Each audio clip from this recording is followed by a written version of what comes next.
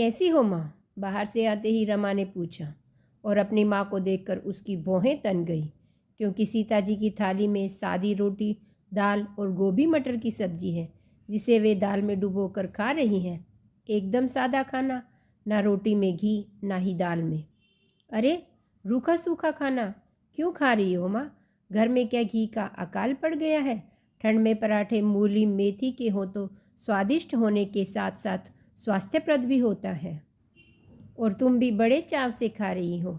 अपनी बड़ी भाभी निशा पर तंज कसते हुए रमा बोली। वाह जीवा ननंद रानी, मान न मान, मैं तेरा मेहमान। जब देखो तब मुंह उठाए चली आती हो और माँ जी के कान भरती रहती हो। वह तो माँ जी भली और नेक औरत हैं, इसलिए तुम्हारी फिजूल की बातों पर ध्यान नहीं देती। और यह जो खाना खा रही है ना, उसे खाने के लिए डॉक्टर ने बोला है, ताकि माँ जी का कोलेस्ट्रॉल नियंत्रण में रहे। तेल मसाले तो इनके लिए अकाल के समान है। आपको क्या पता इन चीज़ों को खाने से कितनी परेशान हो जाती है माँ जी। भाभी का प्रत्युत्तर सुन रमा आग बबूला हो गई। भाभी, यह क्या तरीका है घर आई बेटी से बात करने का? आपको जरा भी तमीज़ नहीं है कि एक बेटी अपनी माँ को तकलीफ़ में नहीं देख सकती? और यह मेरा भी घर है, जब चाहे आ सकती हूँ। कोई अतिथि नहीं हूँ कि आपको मेरे आने पर 100 बातें कहने का मौका मिले। यह मेरी माँ है, जब चाहे मैं आ जा सकती हूँ। आप बहू हैं, इसलिए हद में रहिए, और बहू होने के नाते अपना दायरा पार मत कीजिए। समझ गई ना आप? अच्छा, तो ननंद रानी मुझे शिक्षा दे रही हैं, वह भी ऐसी भाभी को जिसको आए तकरीबन 20 साल हो चुके हैं। और तो और तुम्हारी शादी की तमाम रस्मों को भैया भाभी ने संपन्न किया, तुम्हें दामाद जी के साथ विदा किया। 45 बरस की भौजाई को 35 बरस की ननंद ज्ञान बांट रही है। वह भी अपने घर के कामकाज छोड़कर चली आती है। अरे, अपना घर संभाला नहीं जाता। दोपहर को दोनों बच्चे स्कूल से आते होंगे, उनको खाना चाहिए होगा, लेकिन बेचारी गठिया से पीड़ित सासू माँ दोनों को खाना खिला रही होंगी, और तुम यहाँ आकर माँ जी के साथ झूठी सहानुभूति दिखा रही हो। हम दोनों के बीच खटास पैदा करती हो। दायरे में तो तुम रहो रमा, और अपने घर बार देखो, और दामाद जी का ध्यान रखो। यहाँ आने से पहले उनसे पूछ कर आना। पिछली बार उनका फ़ोन आया था, कह रहे थे कि रमा बिना बताए मायके चली जाती है, और मेरी माँ बेचारी लंगड़ कर सबको दोपहर का खाना खिलाती है।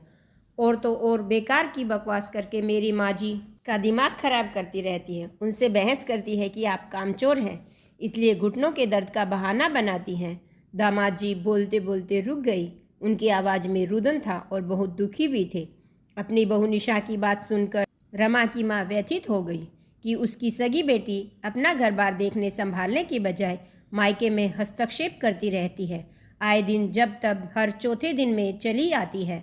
स्थानीय ससुराल होने के कारण उसका आना जाना मुश्किल नहीं था, फिर भी अपने काम का हर्ज कर मायके आना जाना अव्यवहारिक व्यवहार का सूचक था। बेचारे नाती नातिन स्कूल से आकर अपनी मम्मी को खोजते होंगे, लेकिन यह यहाँ खुशी साझा करने नहीं आती, झूठ मूठ का भाभी को जलील करने आती है। नाच न जाने आंगन टेढ़ा। मन ही मन सीता जी अपनी बेटी से दुखी हो गई, लेकिन उसको समझाना जरूरी समझ बोली, बेटा, जब तक तुम खुद कुशल गृहिणी नहीं हो तो अपनी बड़ी भाभी को नीचा क्यों दिखाती हो? अब से दामाद जी के साथ आना, बच्चों को भी साथ लेकर आना, अकेले नहीं आना। मायके और ससुराल की सीमा को लेकर चलोगी तभी तो निर्वाह होगा। यह निशा बखूबी मेरी सेवा करती है, मेरे खान पान और दवा को खुद ही देती है, पूरा सम्मान देती है, तो भला और क्या चाहिए मुझे? अपनी माँ की बात को सुन को गांठ बांध लो बेटी। एक शादीशुदा बेटी के मायके में ज़्यादा हस्तक्षेप नहीं करना चाहिए। जीवन का क्या भरोसा? इसलिए भाभी का मान करोगी तभी तो वह तुम्हें पूछेगी, वरना मेरे मरने के बाद तुम्हें यहाँ कोई नहीं पूछने वाला। अपनी सास की बात सुनकर निशा मन ही मन खुश हो उठी और रमा अपना बैग उठाकर बाहर की ओर चल दी। आज उसके कदम मन मन भर के हो गए। भारी कदमों से रमा बाहर की ओर चल दी। दोनों सास बहू मुस्कुराने लगी। आज आपने सही किया माँ जी, वरना रमा अपने कर्तव्य से विमुख होती जा रही थी। तकरीबन 1 सप्ताह बाद सीता जी के पास दामाद जी का फ़ोन आया।